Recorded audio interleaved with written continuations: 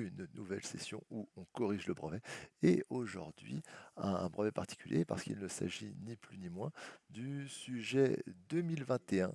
Et oui, 2021 de cette année, mais le sujet Amérique du Nord. Allez pas penser qu'on va tomber sur Métropole tout de suite, bien entendu.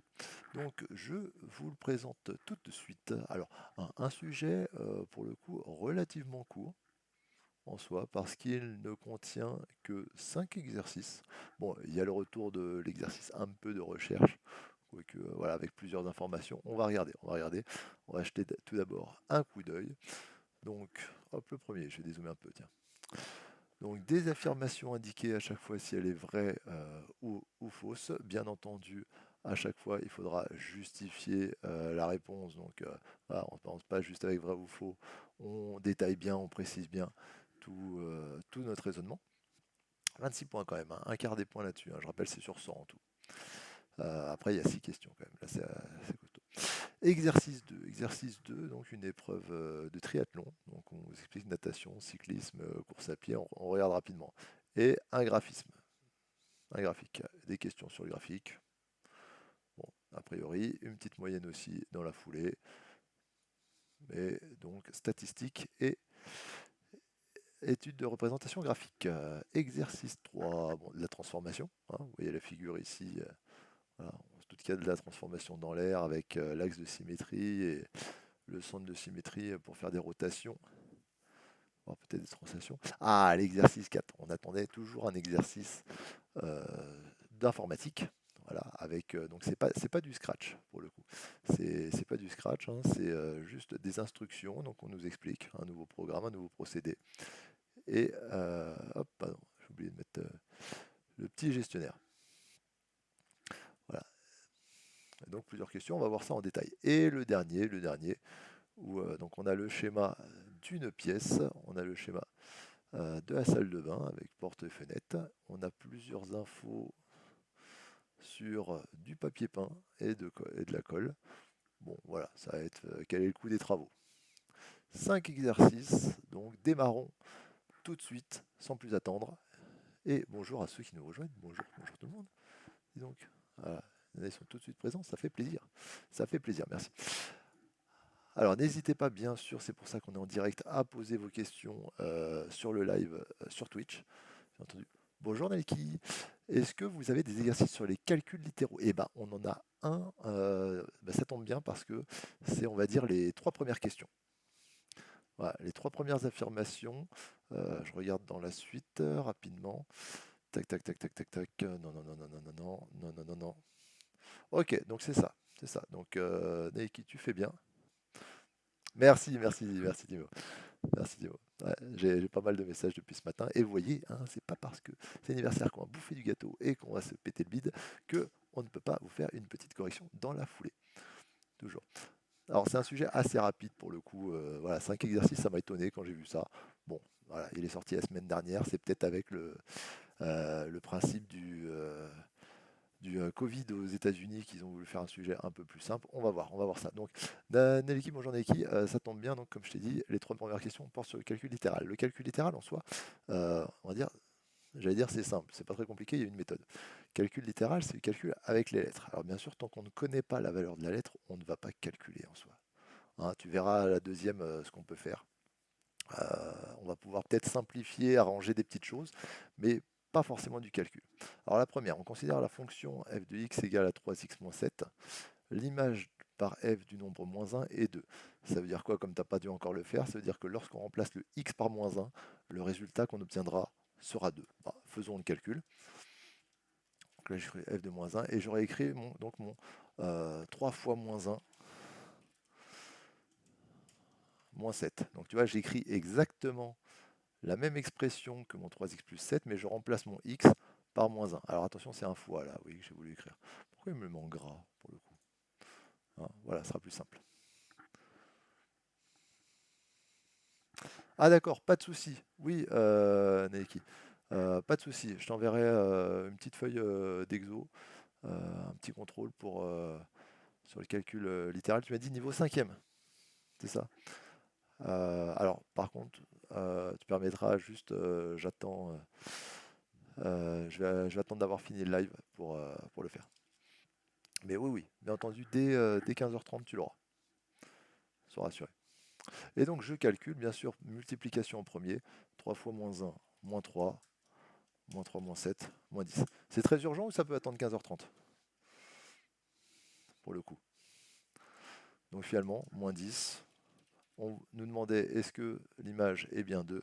Donc affirmation fausse pour la première.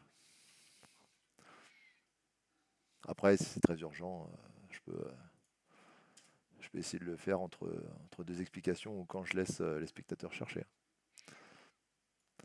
Alors, ensuite, développer cette expression. Donc l'expression de E pardon, a pour forme développée et réduite ceci. Donc on va simplifier cette expression. Comment simplifier? En fait, lorsque vous avez une multiplication devant une parenthèse, il faut savoir par exemple que le i qui est ici, je vais le distribuer, je vais le donner aux membres de l'autre parenthèse. Donc je vais faire du x fois x et du x fois 1. Voilà, je ne fais pas qu'à l'un des deux, je le fais aux deux. Donc, allez, alors, pour que ce soit plus compréhensible pour vous, je vais remplacer par y. Comme ça, le x ce sera le fois. Il n'y aura plus de x dans notre expression. Donc on va faire du y fois y. Vous voyez, je multiplie mon y avec l'autre y. Suivez bien la souris. Je vais peut-être zoomer un peu. Donc y fois y. Ensuite, je vais faire le y fois 1. Je vais le donner au 1. Et ensuite, je vais faire exactement la même chose, mais pour le deuxième morceau. Alors attention à bien prendre le moins 5, à ne pas prendre juste le 5. Il faut prendre le signe avec notre nombre. Donc moins 5, le moins 5 je le donne au y, donc ça nous fait moins 5 fois y. Et le moins 5 je le donne au 1, ça nous fait donc moins 5 fois 1. Là on se dit, oh là là c'est énorme ce morceau, je vais jamais y arriver. Il faut bien prendre chaque multiplication de manière indépendante. Donc y fois y, c'est comme 5 fois 5, 5 au carré, y fois y, ça nous fait du y au carré. Plus, alors voilà, c'est juste la mise en majuscule automatique. Y fois 1, bon, ça fait 1y. Je vais essayer 1y, on peut écrire juste y si on le veut, hein, mais jusqu'à la fin du calcul, je vais mettre 1y. Moins 5 fois y, bah 5 fois y, ça fait 5y. Moins 5 fois 1, ça fait moins 5. Est-ce qu'on a terminé? Pas encore. On peut encore calculer les y entre eux parce que c'est de la même famille. Si vous voulez plus d'explications, je vous invite à aller sur la chaîne YouTube sur le calcul littéral. Tiens, est-ce que j'ai mis la... Non, j'ai pas mis la commande encore, le point d'exclamation littéral. Mais oui, Neliki, en attendant, n'hésite pas à aller voir notre petite vidéo YouTube qui explique le cours littéral. Alors c'est un cours de troisième, hein, donc il y aura peut-être que le début qui va t'intéresser. Mais pour dire qu'on peut calculer les membres d'une même famille entre eux, c'est-à-dire les y entre eux. Attention, le y au carré, c'est pas la même famille que le y. C'est comme si on disait, bah, si j'ai 7 pommes moins 4 pommes, 7y moins 4y, ça en fait que 3y. Voilà, 7 pommes moins 4 pommes, 3 pommes. Donc là, on fait pareil avec la température, moins 1, plus 1, moins 5. S'il fait 1 degré dehors, que ça baisse de 5 degrés, je tombe dans les négatifs, je tombe à moins 4. Donc ça ne bouge pas. Et là, j'obtiens moins 4y. Et le moins 5, pareil, il ne bouge pas. Je ne peux plus rien calculer entre eux. C'est ça qui est important à savoir. Voilà, ici, votre y carré, c'est pas la même chose que des y, c'est pas la même chose que les nombres. Donc c'est pour ça qu'on appelle ça calcul littéral, mais là, tu vois, tout ce qu'on peut faire, bah, c'est essayer de simplifier un peu, donc de développer les parenthèses, essayer de calculer les membres d'une même famille, mais on n'aura pas de résultat final comme à la question précédente, tant qu'on ne connaît pas la valeur de notre lettre. Donc on reste là, on ne peut plus rien calculer, on ne touche plus. Donc ça nous fait du x au carré moins 4x moins 5. Donc là c'est vrai, c'était bien, vous voyez l'expression qu'on a obtenue. Je vais juste remplacer le x par y, on choisit la lettre qu'on veut en vrai. Donc pour le coup, l'affirmation ici est vraie. Voilà, donc vous voyez qu'il faut bien détailler hein, tout de même. C'est pas parce que c'est un vrai faux qu'on peut se permettre de faire n'importe quoi. Et donc une dernière sur le calcul littéral, Nelly, si tu veux voir. Donc n, voilà, c'est un nombre entier positif. Entier, ça veut dire sans virgule, positif, non, positif, voilà, il n'est pas négatif. Lorsque n est égal à 5, c'est un exemple. Ce nombre-là, 2 puissance n plus 1, est un nombre premier. Donc voilà, là on évalue les troisièmes pour savoir est-ce qu'ils sont au courant de ce qu'est un nombre premier. Donc bah, je vais remplacer la lettre n par 5. Donc 2 puissance 5 plus 1. Voilà. 2 puissance 5 plus 1, bah, je calcule 2 fois 2 fois 2 fois 2 fois 2, 5 fois. Ça fait combien? Prenez la calculette, 2 fois 2, 4 fois 2, 8 fois 2, 16 fois 2, encore 32. 32 plus 1, ça nous fait 33. 33 est-il un nombre premier? Alors un nombre premier, c'est quoi? Je rappelle, c'est un nombre qui ne peut se décomposer que 1 fois lui-même. C'est-à-dire qu'il n'a pas d'autre diviseur que 1 et lui-même. Un exemple, 7. 7, c'est 1 fois 7 et rien d'autre.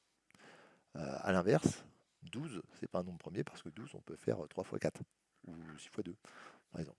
Vous voyez, on a plus de décomposition que 1 fois 12. 33, donc, est-il un nombre premier? Bah, non, pourquoi? Parce que 33, ça peut se diviser par 3. 33, c'est 3 fois 11. Pour le coup. Alors, je vous invite à retrouver comment on sait si un nombre est divisible par 2, 3, 5, 9 ou 10. Pour savoir s'il est dans la table de 2, il faut qu'il soit pair. Pour savoir s'il est dans la table de 5, il faut qu'il finisse par un 5 ou un 0. Pour savoir s'il est dans la table de 10, il faut qu'il finisse par un 0. Et pour 3 et 9, c'est en additionnant chacun des chiffres. Si le résultat est dans la table de 3 ou de 9, ça veut dire que le nombre le sera aussi. Donc un exemple, avec 33, 33 je fais 3 plus 3, 6. 6 c'est dans la table de 3, donc 33 est dans la table de 3. Bon, on va trouver 33, c'est 3 fois 11. Ainsi, 33 n'est pas un nombre premier.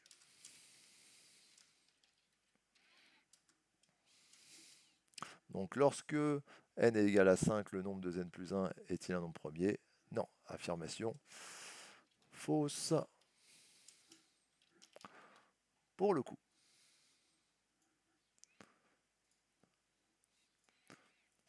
Voilà pour nos 3 questions de calcul littéral. Alors attendez, hop, on va faire...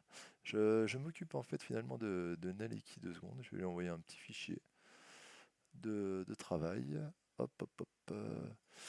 Qu'est-ce que je lui donne? Comme ça vous laisse regarder la prochaine question avec le lancer. Travail, qu'est-ce que je te donne, Naleki? Tac, tac, tac. Normatif, expression littérale, c'est ça.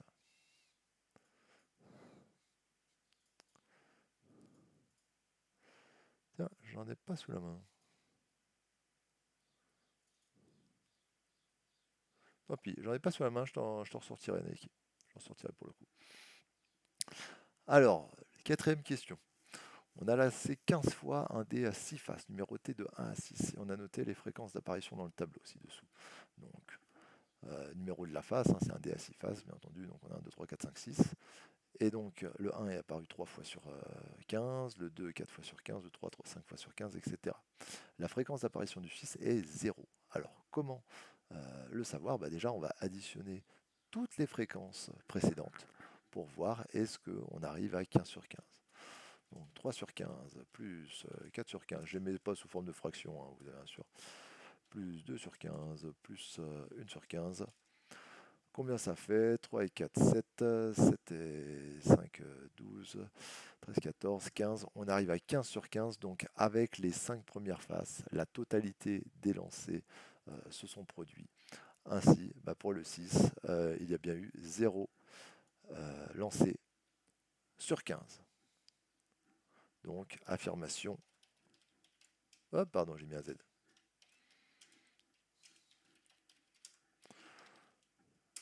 Affirmation vraie pour le coup. Voilà pour la quatrième. Cinquième, il y en a 6, hein, je rappelle, il y en a 6. On considère le triangle RAS rectangle en S. Le côté AS mesure 80 cm et l'angle ARS mesure 26 degrés. Alors, je vais vous sortir un petit paint tout de suite. Hop. Voilà, ne serait-ce juste pour reproduire notre triangle. Donc, on a dit quoi?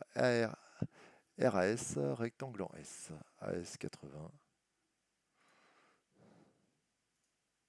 Donc, on sort un trait en rectangle. Rectangle en S, rectangle en S. Donc, je mets le point S. Toujours faire un petit dessin. Vraiment.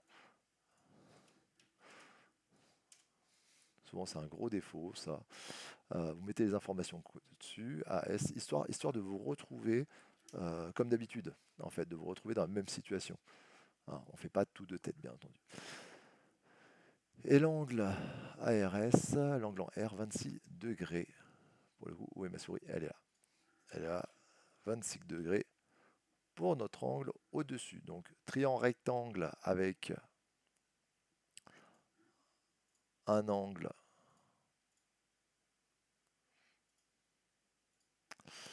Bon, tant pis. Tant pis. Hop, voilà. Je ne sais plus comment on le met. Et on va chercher le segment RS, et ce qui mesure 164 cm. Donc RS, je cherche celui-ci. Très bien. Donc certains peut-être l'ont déjà remarqué, il s'agit de la trigonométrie. Donc cosinus, sinus ou tangente. Comment savoir si on utilise cosinus, sinus ou tangente? Alors déjà, on va reprendre les formules. Hop, je vais vous les réécrire. On va descendre un peu tout ça. Oui, les grammaires qui s'affichaient. Équation, fraction. Donc le cosinus de notre angle, c'est égal. Souvenez-vous des formules, hein, côté adjacent sur hypoténuse, côté adjacent à l'angle.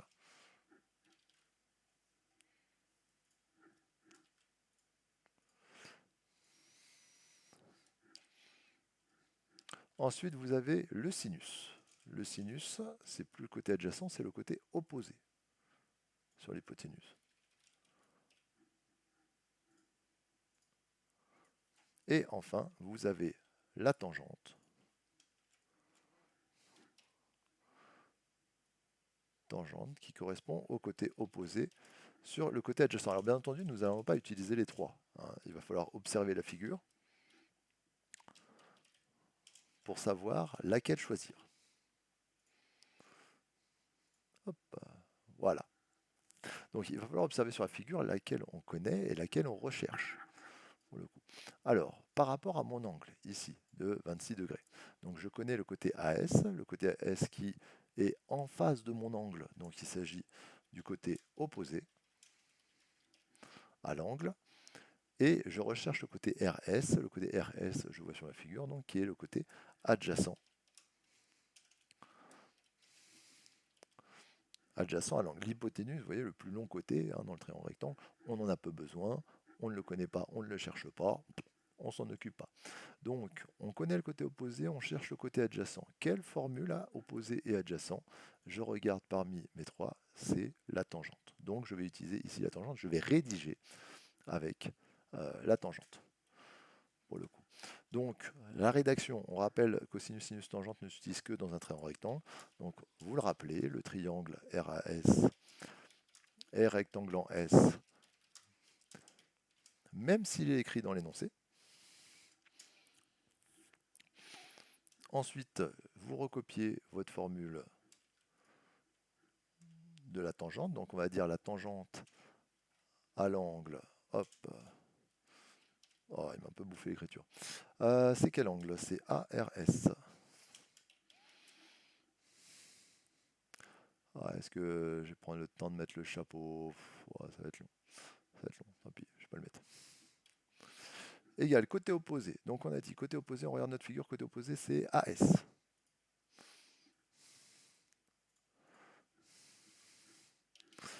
Côté adjacent, on regarde encore une fois la figure, le côté adjacent c'est RS, c'est le côté qu'on cherche.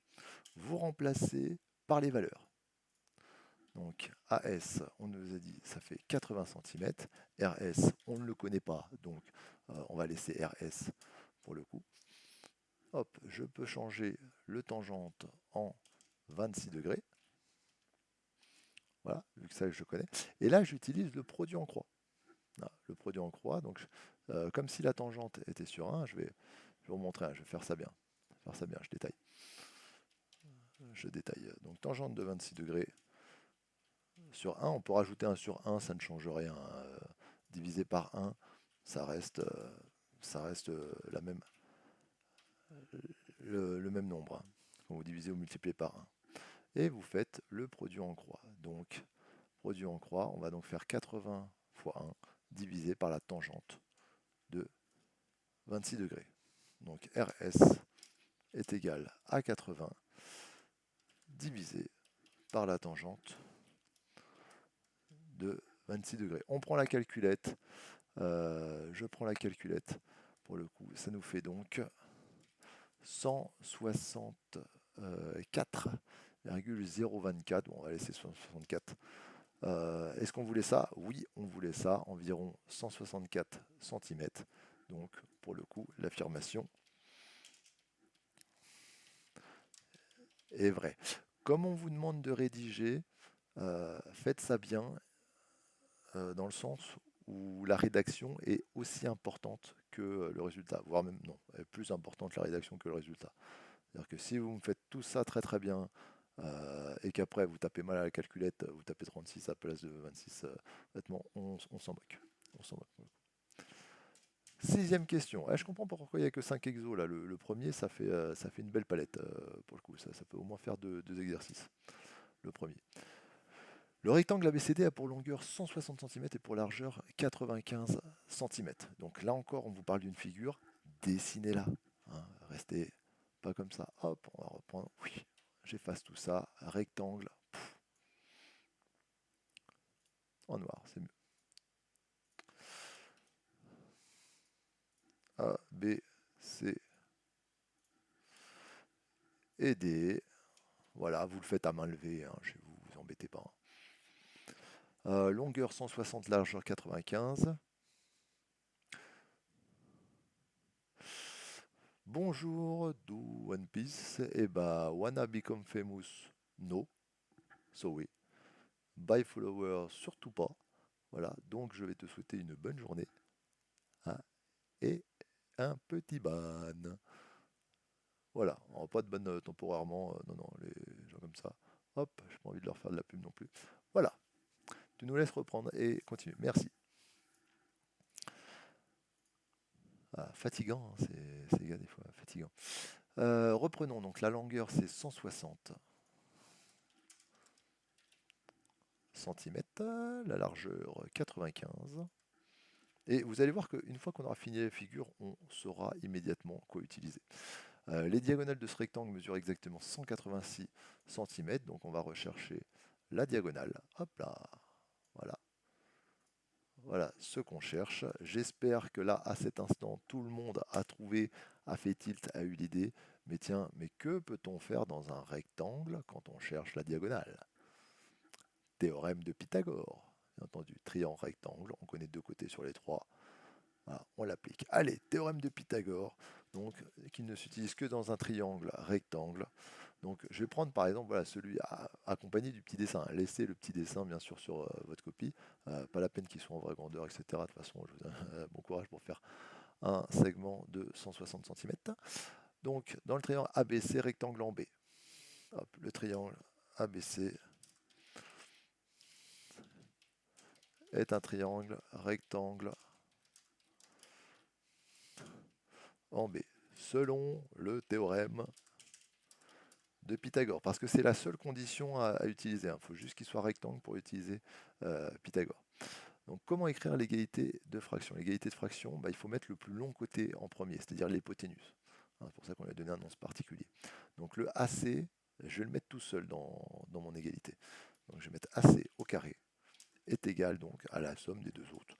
AB au carré plus BC au carré. Peu importe l'ordre, si vous avez fait BC au carré plus AB au carré, il n'y a aucun problème là-dessus. Donc je remplace par les valeurs. AB ça fait 160, BC 95. Hop, AC au carré est égal donc 160 au carré plus 95 au carré. On prend notre petite calculatrice, 160 au carré 25 600 plus 95 au carré 9025. On additionne les deux. Ah bah tiens, si on additionne, hop, 34 625. Et donc pour retrouver la longueur AC, je vais prendre la racine carrée. Tac, elle est ici. Voilà, la racine carrée de 34 625. Là encore, petit coup de calculette qui fait approximativement... Alors attendez, voilà, je peux faire quand même ça bien. J'ai environ égal. On peut mettre ça, voilà. Environ égal. Voilà. Alors, racine de 34 625, 186. 186 cm. Et ben ça tombe bien, c'était ce que je voulais. Donc finalement, affirmation vraie, là encore, pour celle-ci. Tac, voilà la rédaction. Pour le coup. On continue exercice 2. Et bonjour à tous ceux qui nous rejoignent, bonjour, bonjour. Installez-vous, n'hésitez pas à vous entraîner avec nous. N'hésitez pas à nous suivre sur Discord aussi. On essaie de mettre des petites infos, de poser des questions sur ce qui vous intéresse, ce que vous voulez voir en live aussi le soir pour les parents. Une athlète a réalisé un triathlon d'une longueur totale de 12,9 km. Les 3 épreuves se déroulent dans l'ordre suivant. Donc voilà, on détaille pour ceux qui ne connaissent pas le triathlon, bien entendu. Donc il y a d'abord de la natation sur 400 mètres, ok, il y a du cyclisme, on ne nous donne pas la distance, ça peut être une question d'ailleurs, et enfin de la course à pied pendant 2,5 km. Entre deux épreuves, l'athlète doit effectuer sur place un changement d'équipement. Le graphique ci-dessous représente la distance parcourue en kilomètres par l'athlète en fonction du temps parcouru en minutes pendant son triathlon. Donc voilà, hop, on va s'éloigner un peu. Voilà notre petit graphique pour le coup. Le point M qui est ici a pour abscisse 42, donc en bout de 42 minutes, et l'ordonnée c'est 10,4, donc 10 km et demi. Ok. À l'aide du tableau, j'espère que vous voyez toujours en live, n'hésitez pas à me dire si vous voulez des zooms, des agrandissements. Comme après, de toute façon, on aura le récap sur YouTube. À l'aide du tableau ci-dessus, ou par lecture graphique ci-dessus, avec la précision qu'il permet, répondre aux questions suivantes en justifiant la démarche. Alors, on va essayer d'être le plus précis possible. Pour le coup, au bout de combien de temps l'athlète s'est-elle arrêtée pour effectuer son premier changement d'équipement? Premier changement d'équipement, bon, il y a une grosse flèche dessus en même temps. On est donc juste avant 15 minutes, on est à 14 minutes pour le coup. Hop. Donc l'athlète, ça me gêne comme c'est voilà. Voilà, on n'avait pas assez zoomé pour le coup. A fait son premier changement d'équipement au bout de 14 minutes. Quelle est la longueur exprimée en kilomètres du parcours de l'épreuve de cyclisme? Alors le petit souci ici, c'est que donc le cyclisme, vous avez vu au début c'était natation, après ici on a du cyclisme et enfin de la course à pied. Là, je vous conseille de ne pas le faire graphiquement. Pourquoi? Vous allez manquer de précision. Là, on lit à peu près 10,5. Là, on est un peu en dessous du 0,5. Voilà. Souvenez-vous, dans notre précédent tableau, on nous a donné des distances. On nous a dit là, il y a 400 mètres. Là, il y a 2,5 km. Le parcours total, il fait 12,9 km.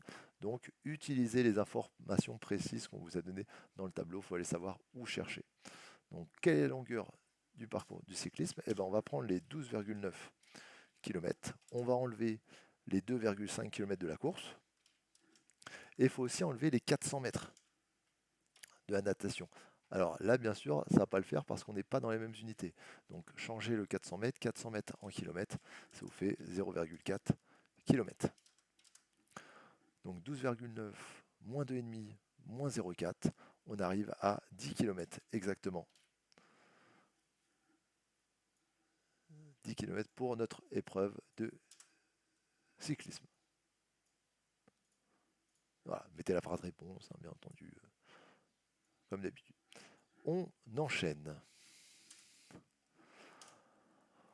En combien de temps l'athlète a-t-elle effectué l'épreuve de course à pied? Donc l'épreuve de course à pied, on va aller chercher la course à pied, c'était la dernière épreuve sur la fin. Est-ce qu'on a des informations ici? Non. a priori. Donc en termes de timing, on est juste avant le 45. Quand vous regardez le temps, vous voyez ici hein, là, notre petite croix là. Donc elle a débuté à 44 minutes. Elle a fini. Ah, faut encore que je dézoome. Elle a fini juste ici, juste après le 55. Donc elle a fini à 56 minutes.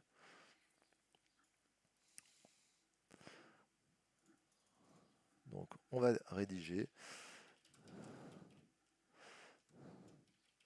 Début de l'épreuve, 44e minute.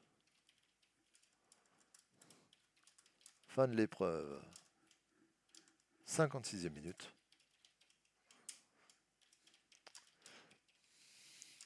Durée de l'épreuve, donc on va faire 56 moins 44. 56 moins 44, 12 minutes. Voilà, donc l'épreuve de course à pied a duré 12 minutes pour le coup. Vous voyez, alors, on a bien précisé, pensez à bien préciser ça, justement. Hein. Même le début, même la fin. Comme ça, si vous faites une erreur, imaginez, vous avez mal lu début de l'épreuve, vous avez mis 40 minutes. Voilà, vous avez mal lu le graphique. Et bah, au moins, on pourra vous donner des points si vous avez bien lu la fin de l'épreuve. Si vous êtes bien douté qu'il faut faire bah, la fin de l'épreuve moins le début. Voilà, donc pensez à tout noter, il n'y a pas d'informations inutiles tant que ça passe dans votre tête. Voilà, vraiment important.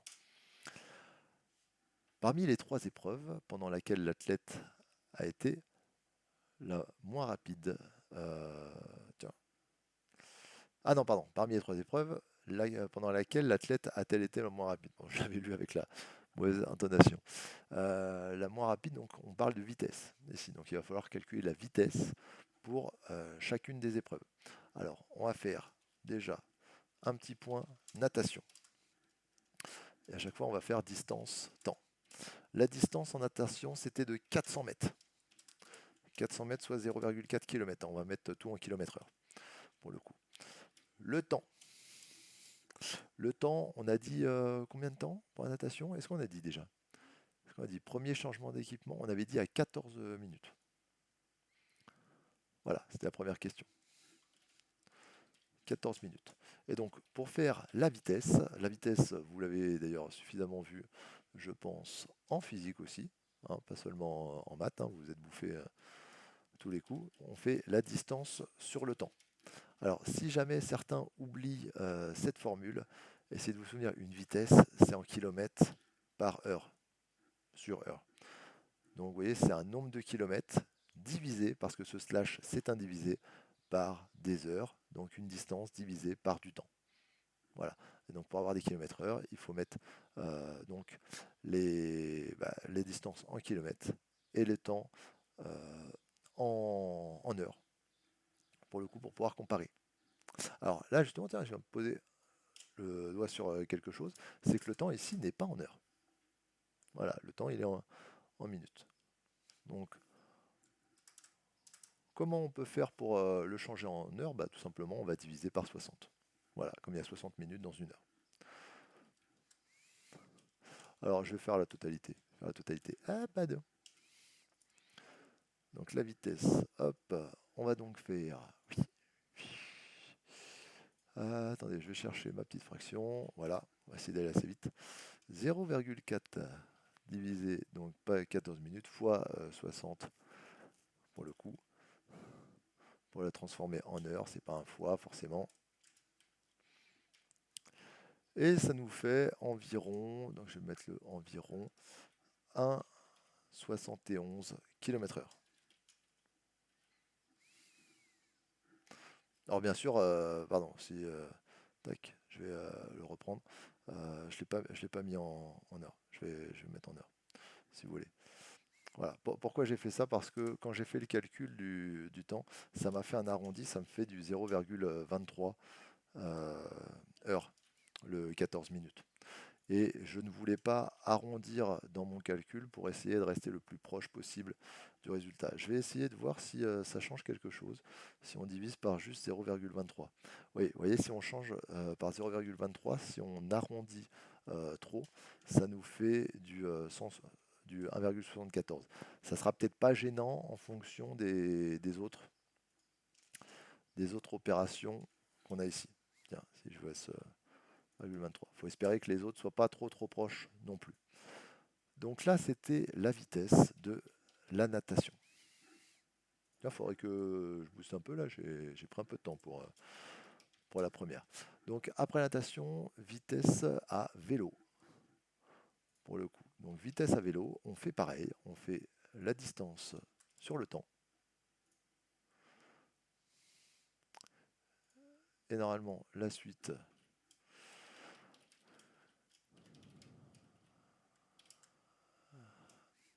va aller un peu mieux. Alors, pardon, hop, j'ai pas dit quelle était la distance. C'est combien la distance à vélo? Est-ce qu'on l'a précisé avant? Quelle longueur exprime en kilomètres du parcours de l'épreuve de cyclisme? Voilà, forcément, 10 km. Donc la distance, elle est de 10 km. Le temps, est-ce qu'on a dit le temps par contre? On n'a pas le temps de... Non, là c'est de la course à pied. Course à pied, on n'a pas le temps pour l'épreuve de cyclisme. Bon, bah calculons-la pour le coup. Preuve de cyclisme. Donc, ah, c'est pour ça qu'on vous donne le point M. Le point M, donc l'arrêt du cyclisme, parce que le cyclisme, c'est le deuxième ici. Donc, le point M, on était à combien? À une abscisse de 42. Donc, fin de l'épreuve au bout de 42e minute. Donc, le temps, ce sera 42 minutes moins quand est-ce qu'est le début de l'épreuve de cyclisme. Bah, c'est là, c'est à la 15e minute. Hein, il y a eu une minute de changement d'équipement. Là, on est sûr, c'est sur le 15, il n'y a pas de doute. 42 minutes moins 15 minutes, on a donc 27 minutes de temps de vélo. C'est pour ça j'ai voulu me précipiter, mais fallait bien que je fasse cette petite étape de calcul de distance et de temps. Donc, hop, j'ai pas changé les 27 minutes, 27 je divise par 60, ça nous fait 0,45 heures pour le coup. Donc on va faire 10 divisé par 0,45 pour avoir des kilomètres et des heures. 10 divisé par 0,45, on va mettre environ égal donc à 22,2 km/h. Ok, ça va, c'est rassurant parce que la vitesse de natation est bien assez éloignée pour le coup. Et on finit avec la course à pied.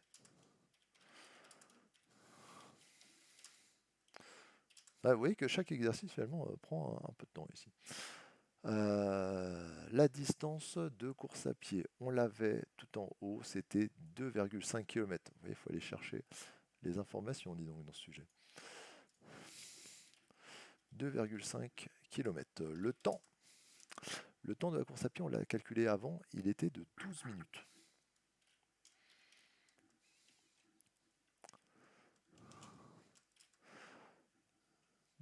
Donc 12 minutes, donc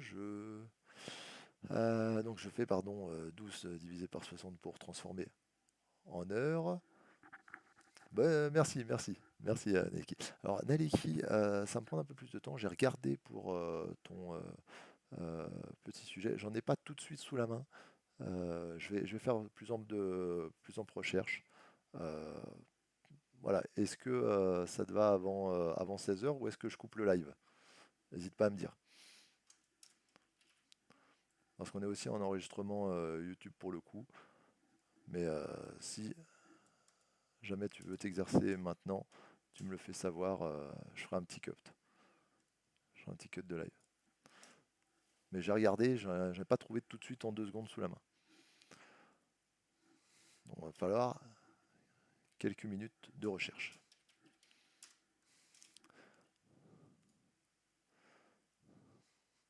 Sinon, tu as suivi les 3 premières questions d'ailleurs?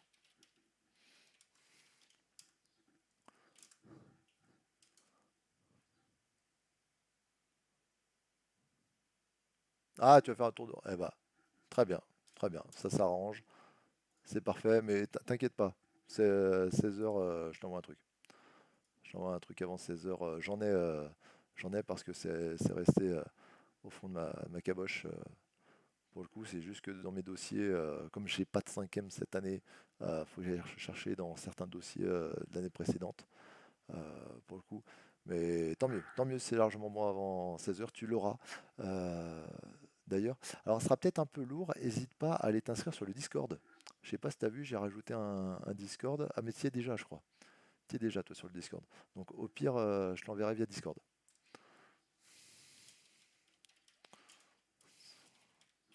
Petit sujet. Voilà, tu l'as déjà, c'est parfait. Voilà, il y en a, ils sont bien. Ah, il y en a, ils se tiennent au courant. Bien sûr, mais bah, tu me l'envoies par MP au pire. Oh, bah non, je suis bête, je te l'envoie via Pronote pour le coup même. Donc ici, pardon pour la retranscription YouTube. Bah oui, c'est aussi l'avantage du direct, c'est qu'on peut répondre aux questions en direct, même si c'est pas des questions directement sur le sujet. Je suis disponible pour ça. Ok, je l'ai bien. Je l'ai bien, c'est parfait. Je viens de le recevoir, j'ai ouvert, c'est bon, c'est bien ça. Je te l'envoie par email, impec. On fait ça. Alors, 2,5 divisé par 0,2, hop, on calcule 12,5 km par heure. Exactement, donc là, il n'y a pas de besoin d'arrondir. Maintenant qu'on a les trois vitesses, course à pied, vélo et natation, on reprend la question pendant laquelle l'athlète a été la moins rapide. Bon, c'est pendant la natation, ça semblait un peu évident. Excusez-moi, pas de souci, pas de souci l'équipe. Merci d'être passé, merci d'être passé. Et n'hésite pas à aller regarder aussi tous les jeux qu'on a fait découvrir en ce moment, toutes les bonnes affaires, parce que oui, c'est la chaîne des bonnes affaires, grâce à certains. Et sur le Discord, tu nous dis si tu veux voir la suite de certains.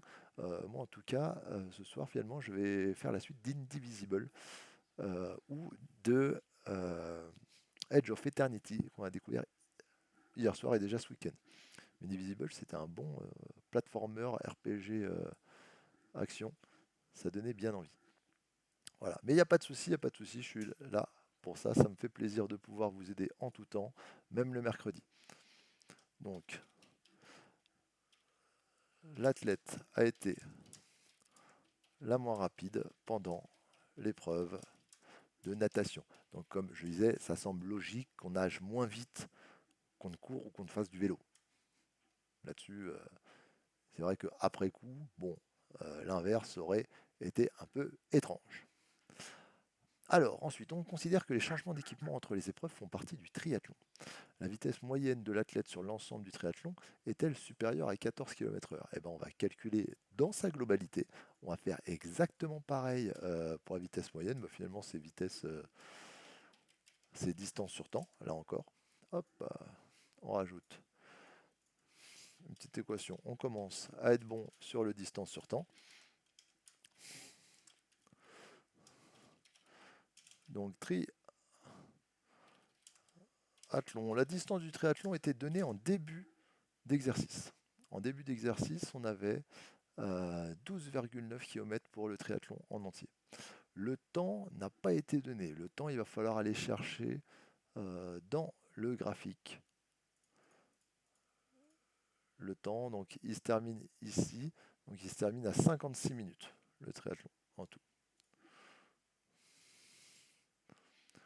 Donc distance 12,9 km. Temps 56 minutes. On convertit en heures. On fait donc 56 divisé par 60. Ça nous fait environ du 0,93. J'aime pas les arrondis pour le coup parce que ça va modifier mon distance sur temps légèrement à cause du virgule 333 à l'infini. 12,9 sur 0,93. On met tout ça dans la calculette. C'est vrai que ça nous fait du 13,87 km par heure. Ou c'est juste en dessous, pour le coup, donc qui est plus petit que 14 km/h. Donc on répond la vitesse moyenne de l'athlète sur l'ensemble du triathlon n'est pas supérieur à 14 km/h. Voilà pour cette 5e question. Et on clôt donc le 3e exercice. Pardon, j'ai mis ça en rouge, j'aurais pas dû. Hop. Voilà. Donc vous voyez que les réponses se font assez vite, hein. N'hésitez pas à détailler un maximum pour le coup. Ah non, pardon, c'était que le 2e. Je croyais que c'était le 3e, donc il faudra serrer un peu. On est déjà à 45 minutes. D'habitude, on met 1 heure pour le coup. On a construit un carré ABCD. Il est où le B? Il est là. Ah oui, pardon. Il est là le B. On a construit le point O sur la droite BD, ok, qui est ici. À l'extérieur du segment BD, tel que OB est égal à AB. Ok, donc là on a les mêmes distances. Le point H et le symétrique D, il est là le point H, donc c'est le symétrique de D par rapport à O. Ok, donc vous voyez, il est de l'autre côté à la même distance. On a obtenu la figure ci-contre en utilisant plusieurs fois la même rotation de centre O et donc 45 degrés, donc on fait 45, 45, 45, 45, au fur et à mesure pour faire tout le tour. La figure obtenue est symétrique par rapport à l'axe BD, oui, donc BD comme BH, hein, pour le coup c'est la même droite, et par rapport au point O. Très bien. Donner deux carrés différents, image l'un de l'autre par la symétrie axiale d'axe BD, c'est-à-dire BH, c'est la même, hein, BD, BH. Bon, bah, il y en a des tonnes, hein, les deux carrés différents, vous pouvez dire 8 et 2, 7 et 3, 6 et 4. Pour le coup, vous pouvez vous faire plaisir.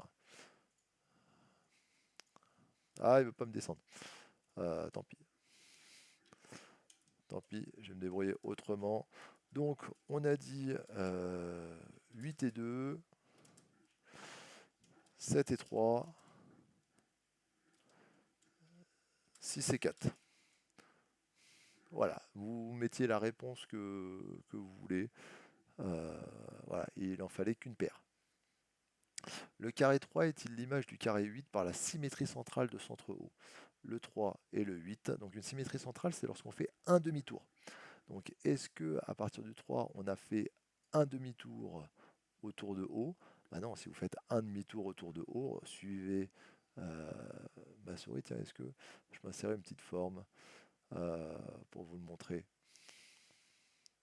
Oui, je vais pouvoir. Hop. Je vais la retourner. Voilà. Donc regardez, si je prends le 3, que je lui fais faire un demi-tour, vous voyez, mon demi-tour va arriver sur le 7 et pas sur le 8. Donc pour le coup, non. C'est pas le cas.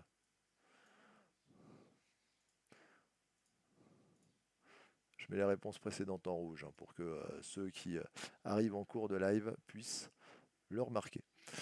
Considère la rotation de centre O qui transforme le carré 1 en carré 2. Ok, donc on va effacer ça. On va mettre le 1 par rapport au 2. Donc ok, le 1 par rapport au 2, ils sont ici. Deux petits traits. Donc c'est une rotation. Voilà. Rotation de centre O, transforme le 1 en 2.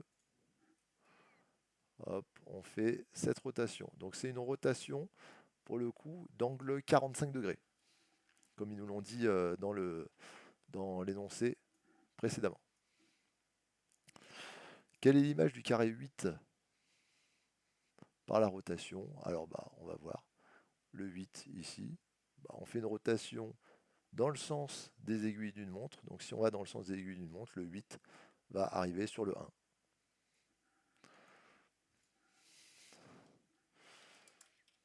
Il s'agit... Pourquoi il me met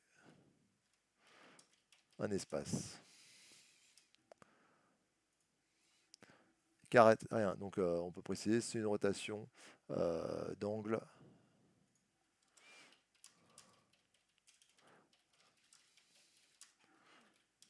45 degrés. Ensuite, on considère la rotation de centre O qui transforme le carré 2 en 5. Donc on va aller examiner le 2 et le 5. Donc le 2, on l'a déjà mis. Hop, le 5, il est où? Il est en bas. Donc cette fois, si cette rotation, vous voyez, elle fait tout ça. Quelle est la valeur d'angle? Eh bien, on a 45, 90, 135 degrés. Donc c'est une rotation d'angle 135 degrés.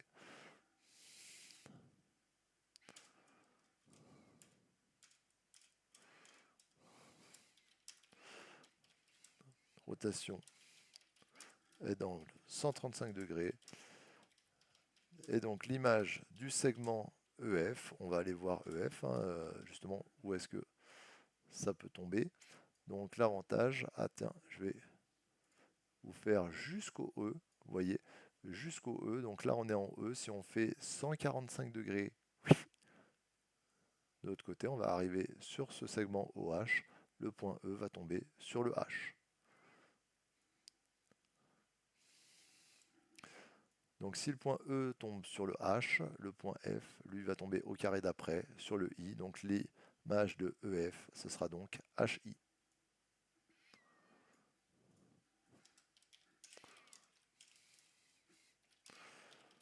Segment HI. Voilà pour ce troisième exo. Sur les transformations, ce coup-ci. Voilà, il est classique.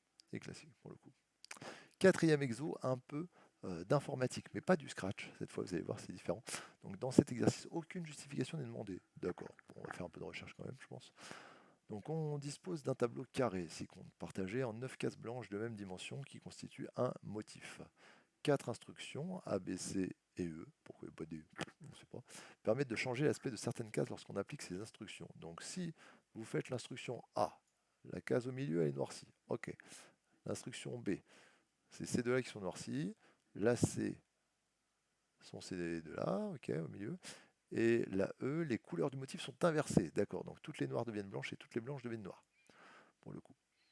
Remarque, si une case du motif est déjà noire et une instruction demande de la noircir, alors cette case ne change pas de couleur et reste noire à la suite des instructions.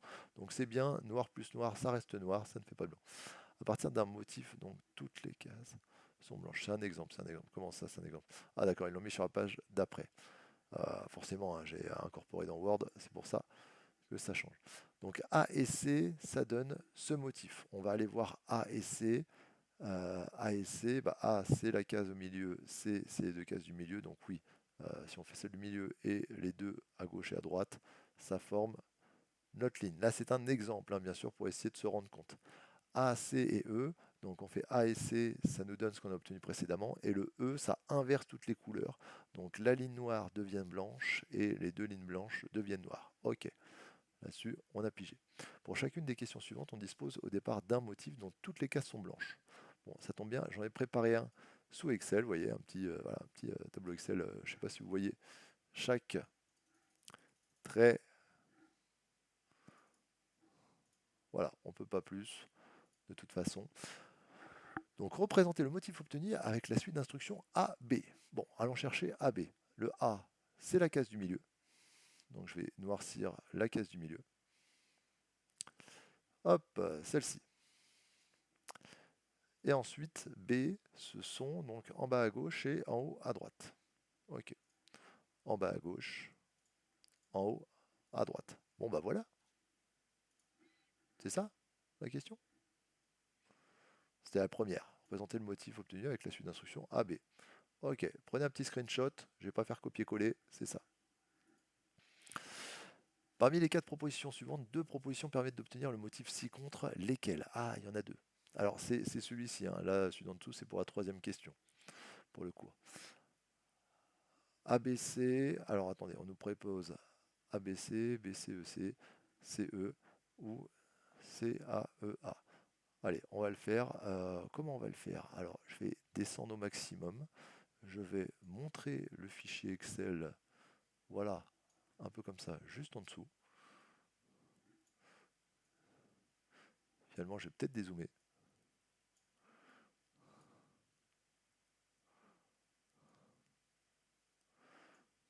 Alors même, je peux descendre davantage. Voilà, je peux descendre d'un cran. Ah, ça sera quand même mieux.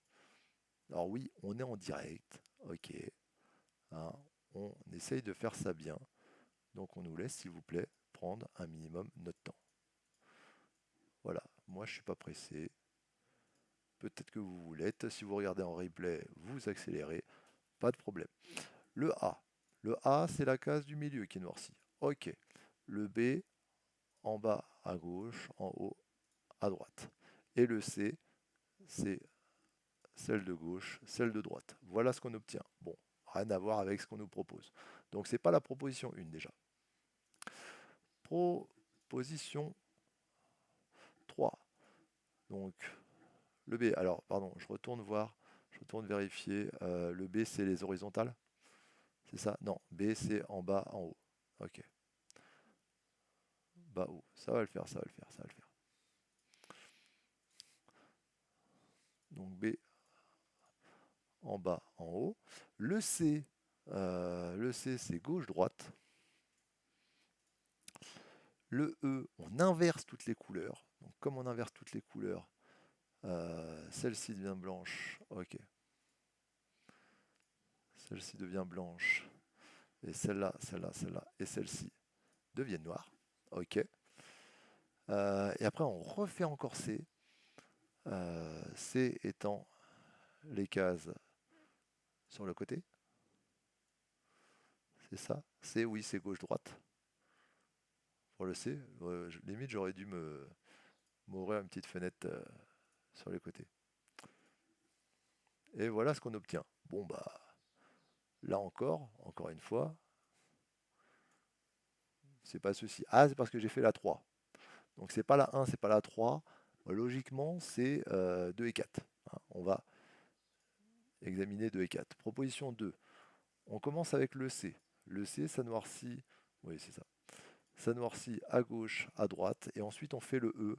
Le E, ça inverse les blanches et les noires. Donc oui, là, toutes celles-ci vont devenir noires et ces deux-là vont rester blanches. Donc on obtiendra bien avec le 2 cette proposition. C-A-E-A. Allez, essayons. C-A-E-A, bah déjà le C, j'ai déjà les deux de gauche et droite.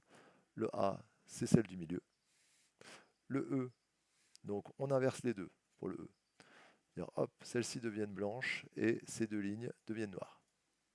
Et enfin le A, celle du milieu redevient noire. Donc oui, ça marche bien, là aussi on obtient bien ce motif. Donc les deux propositions sont, bah, comme on avait fait 1 et 3, ça n'avait pas marché, c'est le 2 et le 4 pour le coup. Ensuite, continuons. Donner un suite d'instructions qui permet d'obtenir le motif ci-contre. Ok, donc là on a la diagonale en blanc et le reste en noir. Alors comme il n'y a absolument rien pour colorier en noir les cases en bas à droite et en haut à gauche, il va absolument falloir utiliser l'inversion de couleur. Donc voilà, je peux vous montrer dans les instructions. Regardez, vous voyez dans toutes les instructions, celle même au milieu en haut ou en haut à gauche, il n'y a absolument rien pour la colorier, d'où le fait d'utiliser l'inversion de couleur. Donc on va devoir faire la diagonale et utiliser l'inversion de couleur. Pour faire la diagonale, on a quoi? On a le A et le B, et après on fera l'inversion de couleur. Voilà, c'est ça. Donc on va faire le A et le B. Hop, je vous montre ce que ça donne. Si vous faites le A et le A est au milieu, le B c'est les deux sur le bord, et après vous faites l'inversion de couleur avec le E pour obtenir donc les couleurs inversées, les cases noires qui sont devenues blanches et les cases blanches qui sont devenues noires. Donc on fait A, B et E. Bien entendu, ça marchait aussi si vous faisiez B, A et que vous finissiez par E, il n'y a pas de problème là-dessus. L'un ou l'autre, de toute façon, il faut terminer par certaines inversions de couleurs. Voilà pour le quatrième. Le cinquième et dernier exercice, on a atteint l'heure, on est un peu à la bourre. Pour le coup, finalement, je pensais qu'il était plus court, mais on le fait de manière aussi rapide, voire plus que d'habitude. On souhaite rénover une salle de bain qui a la forme d'un parallélépipède rectangle. Donc, bon, voilà, une brique. Il faut coller du papier peint sur les 4 murs. On n'en colle pas sur la porte ni sur la fenêtre. C'est semble logique. Voici un schéma de la salle de bain. Les dimensions sont exprimées en mètres. Ok. On dispose d'informations suivantes. Prix du papier peint, donc il est vendu au rouleau entier. Un rouleau, c'est 16,95. Ça permet de faire 5,3 mètres carrés. Le vendeur, il conseille de prévoir un rouleau de papier peint en plus afin de compenser les pertes liées aux découpes. Et bah oui, comme vous n'allez pas avoir pile poil le nombre de mètres carrés, je veux dire, à chaque fois que vous mettez le rouleau. Voilà, prenez toujours un paquet en plus, que ce soit carrelage, papier peint, peu importe. Même de la peinture, hein, si vous voulez. Prix de la colle. La colle est vendue au pot entier. C'est logique, hein, on ne va pas avoir un distributeur de colle. Un pot a une masse de 0,2 kg et un pot coûte 5,70. Comptez un pot de colle pour 4 rouleaux de papier peint. Bon, déjà, il faut savoir combien de rouleaux de papier peint on achète un. Montrez que la surface à recouvrir de papier peint est de 26,4 mètres carrés. Alors, ce que je vous propose, c'est on va calculer les surfaces des murs. On va tout additionner. Et après, on va enlever les surfaces des fenêtres. Alors, comme c'est des surfaces, je dis depuis le début, il s'agit de l'air. L'air, on va dire, allez, je vais prendre le mur 1 ici. Tiens, bah non, c'est un carré, voilà, de 50 par 2,50. L'air du carré, on rappelle la formule côté fois côté. Côté fois côté, on est donc à 2,5 fois 2,5. On prend la calculette 2,5 fois 2,5, 6,25. C'est vrai qu'on utilise assez souvent. 6,25 mètres carrés pour ce premier mur. R du rectangle, donc rectangle du 3,5 par 2,5.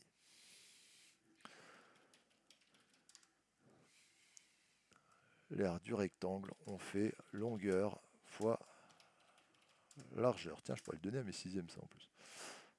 3,5 fois 2,5, 3,5 fois 2,5. Hop, je calcule 3,5 fois 2,5. Je vous rappelle, nous sommes en direct. Vous voyez qu'il n'y a pas de triche, on répond aux questions en direct. Et donc, la surface, on va mettre salle de bain.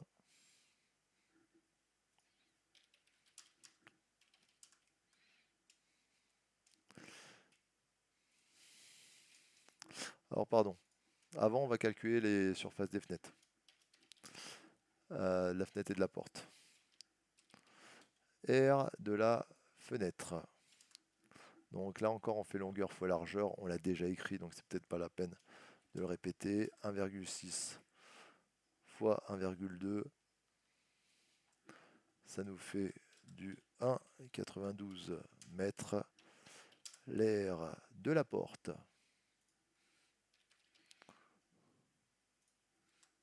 Là encore, c'est longueur fois largeur. On fait donc du 2,1. Ça ne va pas, je n'ai pas enlevé ce petit morceau. Fois 0,80, 0,8.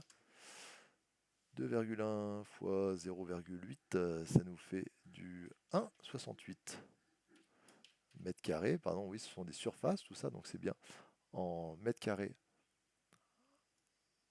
à chaque fois. Et donc, calculons. Donc, l'aire du carré, on a deux carrés, on a le gauche et le droit.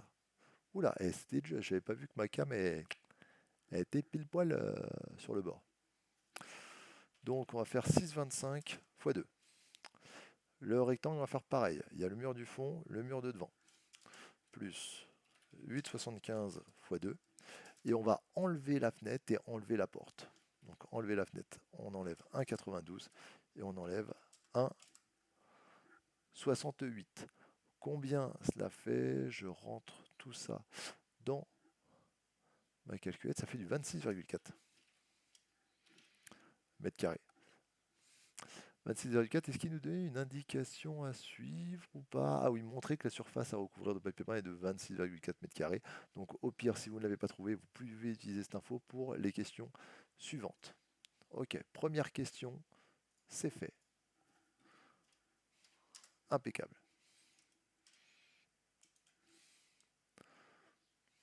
Deuxième question, calculez le prix en euros d'un mètre carré de papier peint arrondi au centime d'euro. Alors, qu'est-ce qu'on sait sur le papier peint? Le rouleau, il coûte 16,95 et ça fait 5,3 mètres carrés. Voilà, une division pour le coup. Vous prenez le prix du papier peint, vous divisez par 5,3 mètres carrés et vous aurez le prix d'un seul mètre carré. Vous pouvez faire un tableau de proportionnalité hein, si certains préfèrent. Hop. Deuxième question. Donc, voilà, je vous l'ai dit, deux méthodes. Soit vous faites directement, c'est combien? 16,95 euros et on divise par 5,3 mètres carrés. On obtiendra le prix ainsi de 1 mètre carré qui est donc, je calcule 3,198, on va mettre environ 3,20. Voilà, parce que c'est un prix, donc on s'arrête au chiffre des centièmes, on s'arrête 2 chiffres après la virgule. Et 3,19 et après il y a un 8 derrière. Bien entendu, on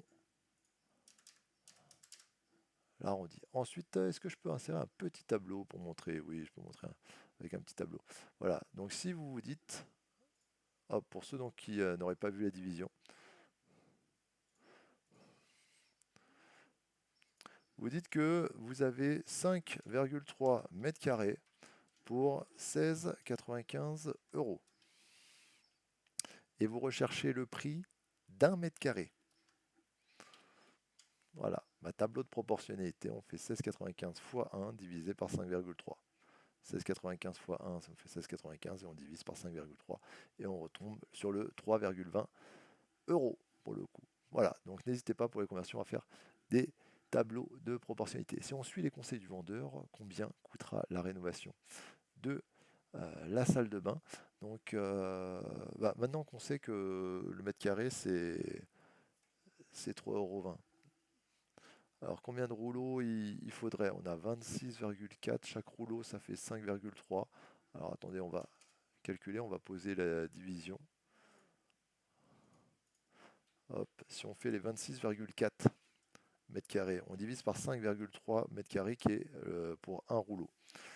Ça nous fait combien? Ça nous fait du 4,98. On va arrondir à 5. Donc il faudrait 5 rouleaux. Sauf que le vendeur, il nous a dit, je vous rappelle qu'il faut prévoir un rouleau de papier peint en plus pour les coupes. Parce que là, oui, vous voyez, les coupes, on va perdre plus que 0,02 rouleaux pour le coup.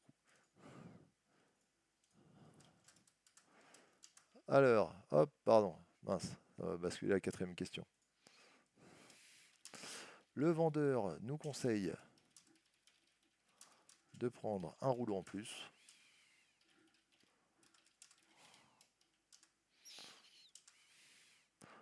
On va ainsi acheter 6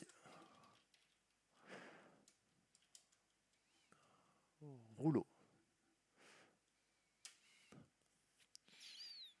Alors, combien coûtera la rénovation? Donc, en plus de ces 6 rouleaux, il faut prévoir. Donc, pardon, je vais calculer le prix du papier peint. Calculer le prix de la colle après. Donc, je prends 6 rouleaux, je fais 6 fois le prix d'un rouleau. Le prix d'un rouleau, on le rappelle, c'est 16,95.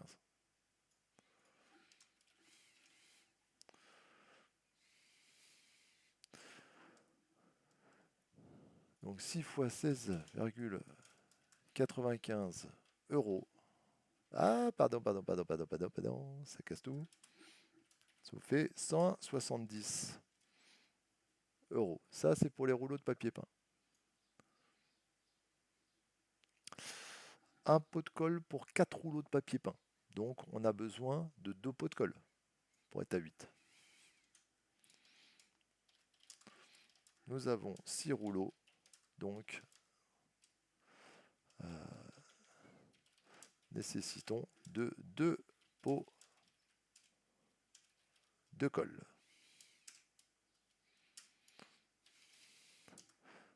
Alors, le prix de la colle, ça fait donc 2 fois un pot de colle. Pot de colle, pot de colle, pot de colle. La souris ne répond plus. Le pot de colle, 5,70.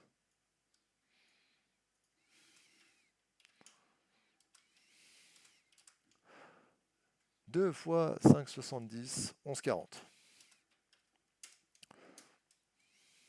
Et donc, on additionne le prix de la rénovation. Et oui, ça coûte cher, les travaux. Finalement, pour les travaux, là, ils s'en sortent pas mal. Plus 11,40. On additionne tout ça, ça fait 113,10 euros.